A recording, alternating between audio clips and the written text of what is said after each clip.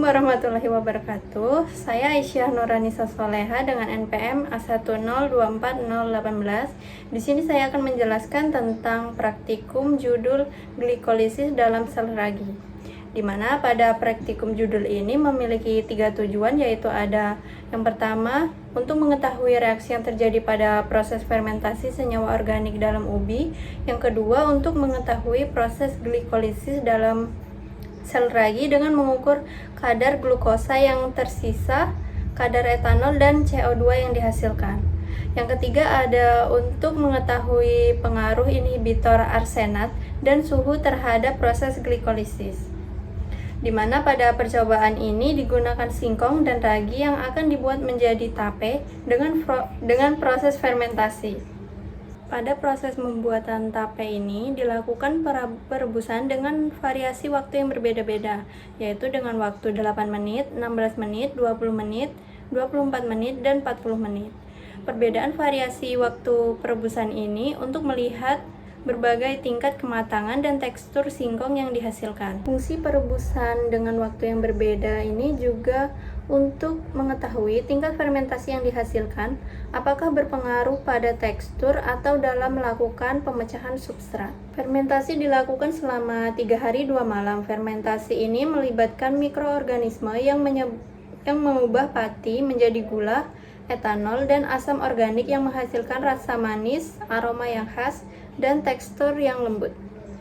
Di mana pada percobaan ini dihasilkan tape singkong yang sedikit lembut dengan bau alkohol yang khas, memiliki rasa manis, sedikit asam, dan sedikit berair.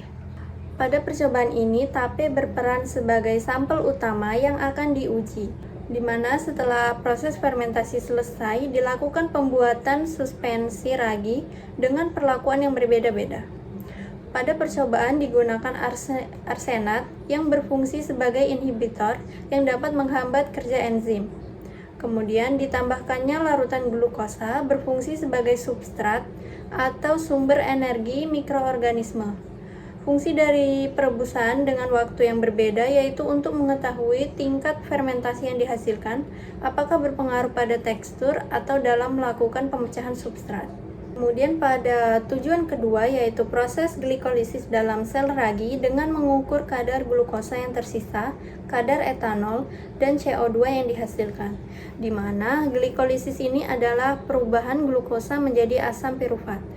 Glikolisis ini merupakan tahapan reaksi untuk memecahkan atau menguraikan glukosa menjadi asam pirufat. Pada pengamatan ragi dalam tape dengan ditambahkan larutan glukosa, di mana setelah 15 menit dihasilkan tinggi gas CO2 yaitu 0,1 cm. Kemudian pada pengamatan dengan suspensi ragi dilakukan dengan 3 perlakuan yang berbeda, yaitu pada tabung 1 dengan glukosa dihasilkan gas CO2 0,2 cm. Kemudian pada tabung kedua dengan ditambahkan arsenat dihasilkan gas CO2 yaitu 0,1 cm. Dan pada tabung ketiga, larutan suspensi dilakukan dengan pemanasan, di mana dihasilkan tinggi gas CO2-nya yaitu 0 cm atau tidak ada gas CO2 yang naik. Hal ini dikarenakan enzim terdenaturasi, merusak molekul enzim sehingga proses glikolisis tidak berjalan dengan baik. Enzim pada ragi bekerja pada suhu optimum. Selanjutnya pada tujuan ketiga yaitu pengaruh inhibitor arsenat dan suhu terhadap proses glikolisis, di mana inhibitor adalah molekul kecil atau ion yang dapat terikat pada enzim dan mengganggu aktivitas enzim dengan mencegah pembentukan kompleks enzim substrat atau memecahnya menjadi produk dan enzim. Penambahan arsenat sebagai inhibitor ini bertujuan untuk menghambat pemecahan glukosa menjadi etanol dan gas CO2, sehingga terjadi kenaikan volume pada batas tabung peragian. Pengaruh inhibitor terhadap proses glikolisis ini yaitu akan menyebabkan penurunan kecepatan reaksi pengikatan enzim dengan substrat, sehingga menghambat glukosa menjadi etanol dan gas CO2. serta pengaruh pemanasan yang membuat enzim rusak dan tidak dapat bekerja sehingga tidak terjadi pembentukan gas CO2.